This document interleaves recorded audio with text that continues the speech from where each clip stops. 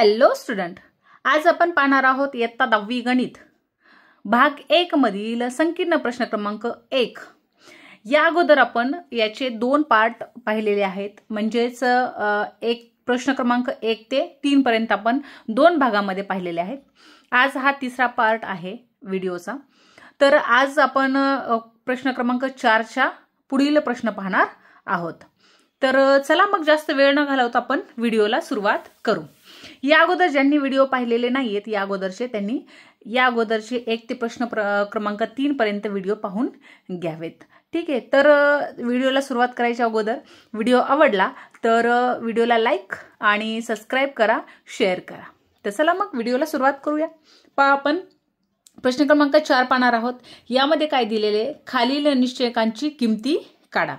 अगदी सोपा प्रश्न आहे। 10वीच्या बोर्डाच्या परीक्षेमध्ये हा हमखास 100% प्रश्न येणार आहे। 2 ते 3 मार्क देऊन जातो हा प्रश्न आणि खूप सोपा प्रश्न आहे।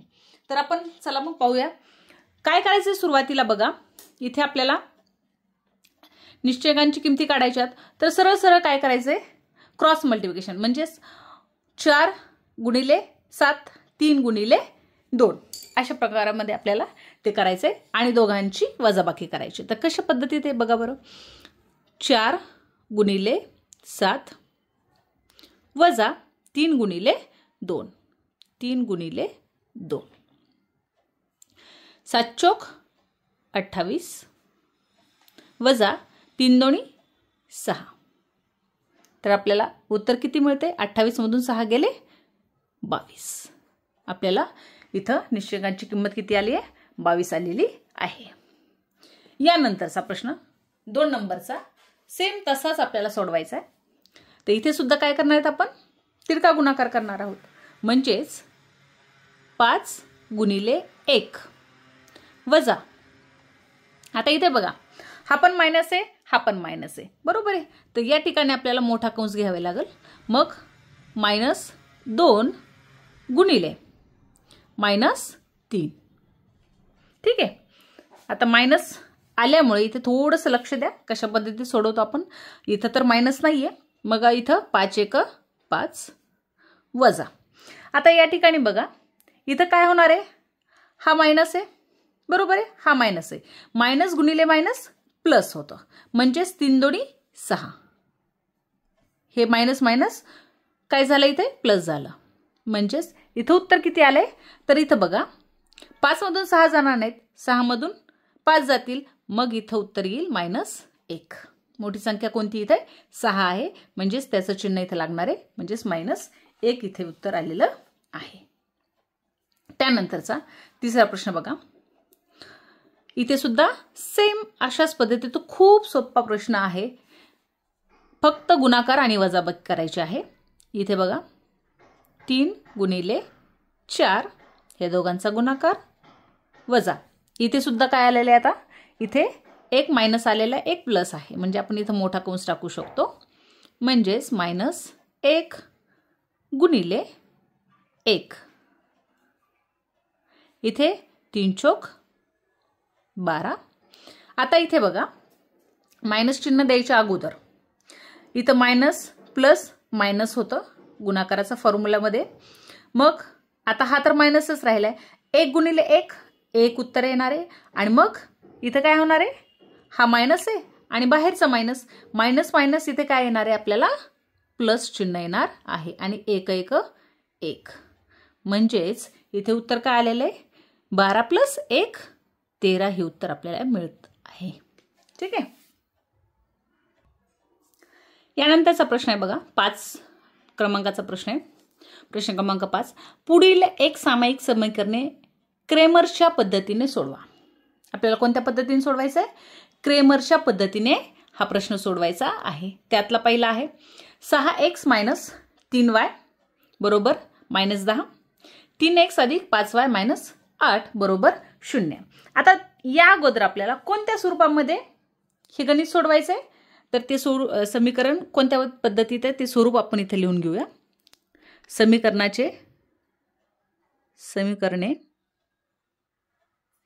आपल्याला ax + by बरोबर c या स्वरूपात लिहू. ह्या स्वरूपामध्ये आपल्याला आधी हे समीकरण लिहायचं आहे. मग पहिलं समीकरण ह्या पद्धतीत जर लिहायचं झालं तर कसं येईल मग 6x वजा 3y आणि हा जो बघा बरोबर -10. ठीक आहे. हा तर ह्या स्वरूपामध्ये आहे पहिलं समीकरण. आता दुसरं समीकरण काय 3x अधिक 5y बरोबर. आता हा C आहे आपला, बरोबर आहे, ABC. मग हा C आहे, बरोबर चिन्हांच्या इकडे येणार आहे. आता बरोबर चिन्हांच्या इकडे जर यायचं असेल तर हा मायनस आहे, बरोबर चिन्हाच्या इकडे जाईल म्हणजेच तो काय होईल प्लस होत असतो. आपल्याला इथे आपण ह्या स्वरूपामध्ये हे समीकरण लिहून घेतलेलं आहे. आता यानुसार आपल्याला येथे A1 किती आलंय म्हणजेच आपल्याला हा ABC ह्या स्वरूपामध्ये आपण लिहिले म्हणजेच A1 किती आहे इथं 6. B1 किती आहे. आता A1 का नाव दिलं आपण, कारण आपल्याला ह्या समीकरणाची सुद्धा आपल्याला ABC या स्वरूपामध्ये लिहायचे आहे. म्हणजेच A1 हा 6 आहे. B1 आता B1 किती आहे इथे तर हा मायनस आहे, -3 आहे आणि C1 इथं काय तर -10 आहे. ठीक आहे. आता दुसरं समीकरण हे आपण लिहिणार आहोत A2. कसे लिहिणार आहोत A2 बरोबर किती आहे 3. B2 बरोबर हा पण प्लस आहे 5 आणि C2 बरोबर 8. आपल्याला ह्या पद्धतीत मिळालेलं आहे. चला आता आपण काय क्रेमरच्या पद्धतीने मधून आपल्याला हे गणित सोडवायचं आहे. तर कशा पद्धतीत सोडवणार आपण D बरोबर आपल्याला माहिती आहे A1 B1 A2 B2 ह्या स्वरूपामध्ये आपल्याला सोडवायचं आहे. ठीक आहे. मग आता A1 B2 आपण लिहून घेतलेला आहे. A1 किती आहे 6. B1 किती आहे -3. A2 किती आहे 3. B2 किती आहे तर 5. ठीक आहे. आणि या अगोदरच आपण निश्चयकांची किंमत काढलेली आहे. ती कशा पद्धतीत काढलेली आहे तर आपल्याला तिरका गुणाकार करायचा आहे तर येऊन जाईल म्हणजेच 6 गुणिले 5 वजा. आता या ठिकाणी इथं मायनस आहे बघा, हा प्लस आहे म्हणजे आपण इथं मोठं ब्रॅकेट घेणार आहोत. -3 गुणिले 3. आता 6 पंचे 30. आता इथं या ठिकाणी बघा हा मायनस आहे, हा प्लस आहे. मायनस प्लस मायनस होत असतो म्हणजेच 3 त्रिक 9 आणि हा मायनस काय झाला मायनस प्लस झाला 3 त्रिक 9 म्हणजेच या ठिकाणी किती उत्तर आले 39. 30 प्लस 9 39 हे इथे आपल्याला आलेलं आहे. हेच फायनल उत्तर नाही. आता आपल्याला आपण प्लेन D काढले. आता dx आणि dy सुद्धा आपल्याला या ठिकाणी काढायचा आहे. तर बघा आता यानंतर येईल dx. आता dx मध्ये काय येणार आहे तर C1 B1 C2 आणि B2 हे येणार आहे. म्हणजेच या ठिकाणी आता C1 आपल्याला माहिती आपण काढून ठेवलेला आहे. C1 आहेत -10. B1 किती आहे इथे बघा B1 आहे -3. C2 किती आहे 8 आणि B2 किती आहे तर 5. ठीक आहे. आता सेम इथं काय करायचं आहे तिरका गुणाकार करायचा आहे. मग या ठिकाणी आता सुरुवातीलाच मोठा कंस घ्यावा लागणार आहे कारण की इथं मायनस आहे म्हणजेच -10 गुणिले 5 मायनस म्हणजेच वजा. इथे सुद्धा मोठा कंस घेऊ आपण-3 गुणिले 8 ठीक आहे. आता या ठिकाणी बघा मायनस प्लस मायनस राहणार आहे. आता 10 पाचे 50. आता या ठिकाणी बघा हा मायनस प्लस मायनस आणि हा बाहेरचा मायनस मायनस प्लस 8 त्रिक 24. किती आले तिथे 24. आता या ठिकाणी बघा हा मायनस आहे हा प्लस आहे म्हणजे इथे काय होणार आहे वजाबाकी होणार आहे. मोठी संख्या कोणती आहे तर मायनस आहे म्हणजेच 50 मधून 24 गेले किती राहिलेत. आता मोठी संख्या 50 असल्यामुळे उत्तराला चिन्ह तर काय असणार आहे मायनस असणार आहे. 50 मधून 24 गेले खाली राहिले 26. या ठिकाणी आपल्याला dx सुद्धा मिळालेला आहे. आता आपण काढणार आहोत dy. आता आपण काढणार आहोत dy. आता dy. आता आपल्याला क्रमिकाच्या पद्धतीने जर आपल्याला हे गणित सोडवायचं आहे तर आपल्याला ह्या सर्व गोष्टी आधी काढून घेणं गरजेचं आहे. आता dy काढत असताना आपल्याला सुरुवातीला dy मध्ये काय काय येणार आहे मग a1 c1 त्यानंतर a2 c2. ओके. आता a1 आपण आधीच काढलेला आहे. a1 किती तर 6 आहे. c1 किती आहे -10 आहे. a2 किती आहे या अगोदर घेतले आपण गणितामध्ये आपण वरती काढून घेतले बघा. आणि c2 किती आहे 8. या ठिकाणी अगोदर सारखंच आपल्याला काय करायचंय तिरका गुणाकार करून घ्यायचा आहे. म्हणजे 6 गुणिले दोन्ही पण प्लस आहे म्हणजे 6 गुणिले 8 वजा. आता हा मायनस आहे म्हणजे मोठा ब्रॅकेट येईल इथे -10 गुणिले काय येईल तर 3. आता 8 सकून 48 गुणाकार. आता या ठिकाणी बघा हा मायनस आहे हा प्लस आहे. मायनस प्लस काय होणार इथे मायनस आणि हा बाहेरचा मायनस आहे. Minus plus minus minus plus. चिन्ह अगोदर काय करायचं नेहमी फिक्स करायचं की काय येणार आहे म्हणून. इथे तर फिक्स झालं हे काय येणार आहे मायनस मायनस प्लस आलं मग 10 त्रिक 30. मग 48 प्लस 30 किती येत आहेत तर 78. किती आले 78 आले. आता या ठिकाणी आपल्याला d मिळालाय dx मिळालाय आणि dy सुद्धा मिळालेला आहे. आता आपल्याला क्रमिकांच्या पद्धतीनुसार आपल्याला हे गणित सोडवायचं आहे. त्याचं सूत्र काय आहे तर पहा क्रमिकाच्या पद्धतीनुसार आता सुरुवातीला बघा x बरोबर काय येणार आहे कारण आपल्याला उकल पाहिजे या गणिताची उकल पाहिजे ना या समीकरणाची उकल पाहिजे. पण त्यांनी कशा पद्धतीत मागितली मग क्रमिकांच्या पद्धतीनुसार मागितली. म्हणजेच x बरोबर dx भागिले d. dx आपण काढलेला आहे. dx किती आहे आपण घेतलेला आहे. dx किती आहे इथं किती आलाय -26. किती आला इथे dx -26 आणि d किती आहे d आपल्याला माहिती आहे सुरुवातीला आलेला आहे 39. ओके. मग याचा जर आपण भागाकार केला तर कसा येईल 13 ने जर याला आपण भागलं 13 दोन्ही 26 आणि 13 त्रिक 39 म्हणजेच हा मायनस आहे -2 आणि हा 3 म्हणजे -2 भागिले 3 हे उत्तर आलेलं आहे. आता आपल्याला y पाहायचा आहे. y कसा येईल सेम dy भागिले d. dy काय आला आपल्याला इथे 78 भागिले d किती आहे तर 39. याचा सुद्धा सेम आपल्याला काय करायचं आहे भागाकार करायचा आहे. तर कितीने भाग जाईल मग आता इथे जर आपण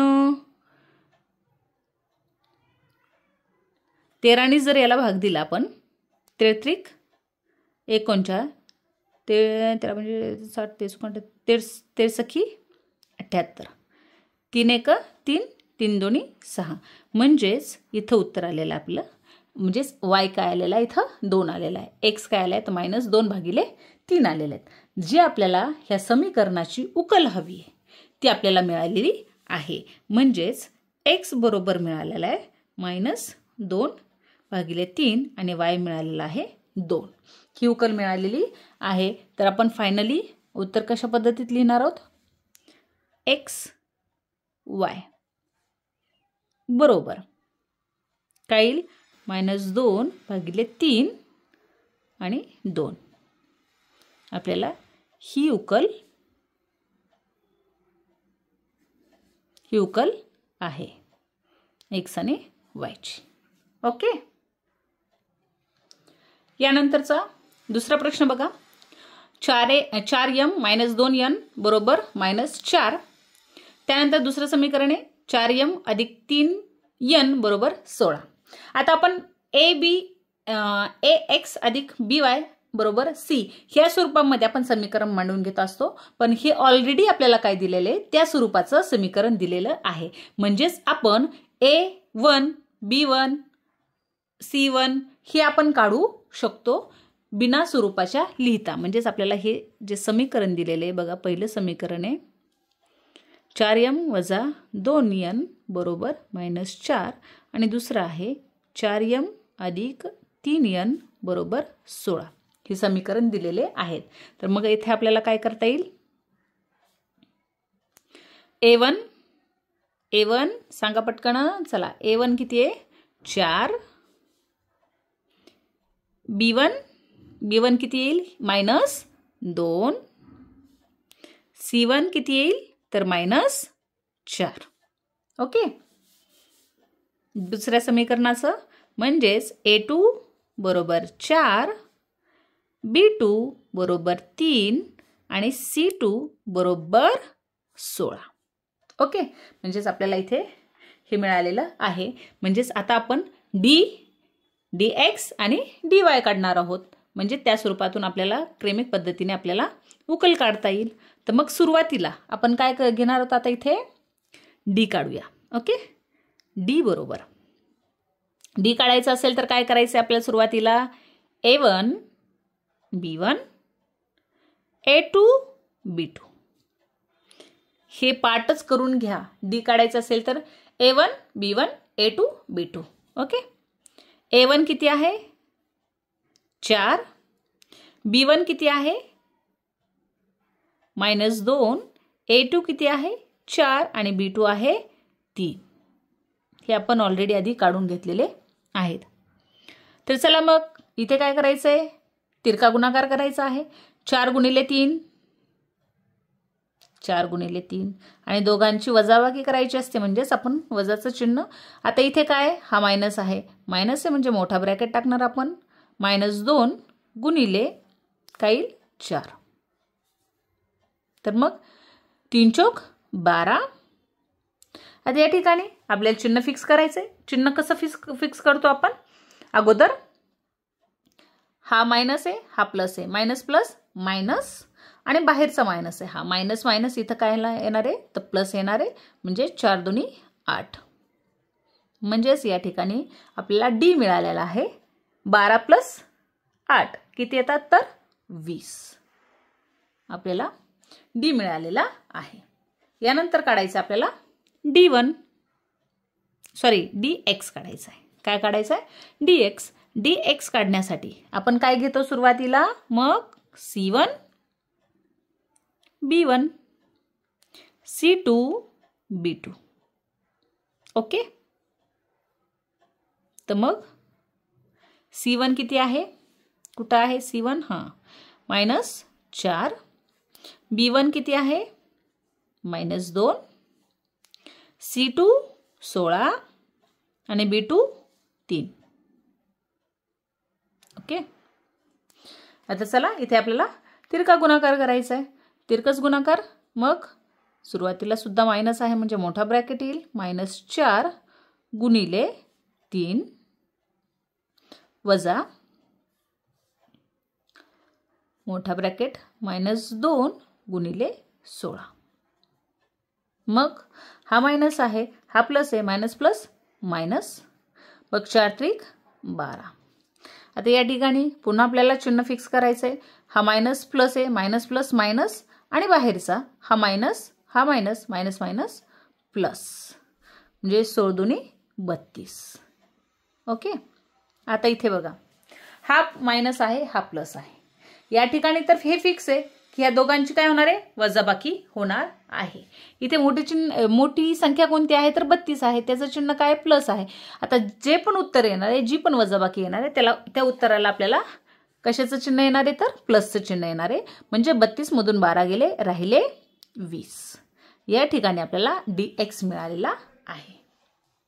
आता आपण पाहणार आहोत dy. आता dy काढण्यासाठी माहितीच आहे तुम्हाला, म्हणजेच a1 c1 a2 c2 बरोबर. मग a1 किती आहे 4, c1 किती आहे -4, a2 किती आहे 4 आणि c2 किती आहे तर 16. दोघांचा तिरकस गुणाकार करायचा आहे. 4 गुणिले 16 मायनस, इथं मोठं ब्रॅकेट येणार आहे कारण की हे मायनस आहे, म्हणजेच -4 गुणिले 4. या ठिकाणी 16 चौक 64. ओके. आता हा मायनस मायनस प्लस, कारण की हा प्लसच आहे ऑलरेडी, हा मायनस मायनस इथं चिन्ह येणार आहे प्लसचं, मग 4 चौक 16. म्हणजे आपल्याला dy किती मिळाला आहे 64 अधिक 16 80. म्हणजे आपल्याला dy सुद्धा मिळालेला आहे. तर मग चला आता आपल्याला इथं गणितामध्ये x दिलेला नाही, आपल्याला या ठिकाणी काय काढायचंय. आता या ठिकाणी मी x घेतला, बाय डिफॉल्ट माझ्याकडून x नाही तर हा m असणार आहे आणि हा असणार आहे n. अगोदरच्या गणिता स्वरूपात घेतलं मी, पण आपल्याला गणितामध्ये काय दिलेलं आहे तर इथं m दिलेला आहे आणि n दिलेला आहे, म्हणजेच आपल्याला dm आणि dn काढायचा आहे. म्हणजेच उकल ह्या समीकरणाची m आणि n ह्या स्वरूपामध्ये येणार आहे. तर मग आता आपल्याला dm पण मिळाला, dn सुद्धा मिळाला. मग आपण m बरोबर काय असणार आहे,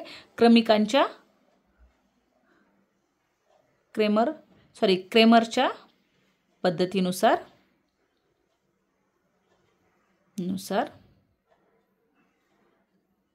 m बरोबर काय येणार आहे dm भागिले d. ओके.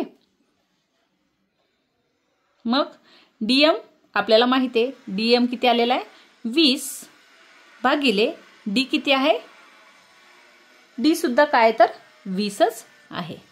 म्हणजेच आपल्याला उत्तर माहिती आहे 20 × 20 20 × 20, म्हणजेच m किती आलेला आहे 1 हा आलेला आहे. आता n बघ पाहूया. n बरोबर dn भागिले d बरोबर. आता dn किती आलेला आहे 80. ओके. आणि d किती आहे तर 20. 20 × 20 20 चौक 80, म्हणजेच 4. इथे m मिळालेला आहे 1 आणि n मिळालेला आहे 4. म्हणजेच आपल्याला फायनल उत्तर कसं लिहिणार मग m, n. तर काय येणार आहे 1,4 ही उकल आहे. आपल्याला इथे m आणि n ची किंमत मिळालेली, उकल मिळालेली आहे. आजच्या व्हिडिओमध्ये आपण संकीर्ण प्रश्न क्रमांक 1 मधील प्रश्न क्रमांक 4 मधील 3 प्रश्न आणि प्रश्न क्रमांक 5 मधील 1 आणि 2 हे 2 क्वेश्चन आपण यामध्ये आजच्या व्हिडिओमध्ये घेतलेले आहेत. यापुढील प्रश्न क्रमांक 5 मधील जे उर्वरित क्वेश्चन असतील ते आपण पुढील व्हिडिओमध्ये पाहणार आहोत. तर आजचा व्हिडिओ आवडला असेल तर नक्की सबस्क्राइब करा, लाईक करा आणि शेअर करा. थँक्यू.